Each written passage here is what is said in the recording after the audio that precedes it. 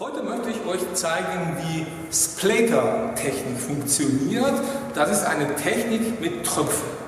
Also die ganze Zeit tröpfelt man von oben nach unten mit Pinsel und flüssige Farbe und so entsteht das Ergebnis. Also ihr kennt ja, ich habe ja diesen Malstil mit monochrome Malerei, also außen dunkel, innen hell, und in diese Richtung habe ich ja mit Splatter Technik, Splatter Art versucht, und das ist das Ergebnis. Das dauert mehrere Tage, das ist ganz schön intensiv, und diesen Malprozess möchte ich euch jetzt zeigen.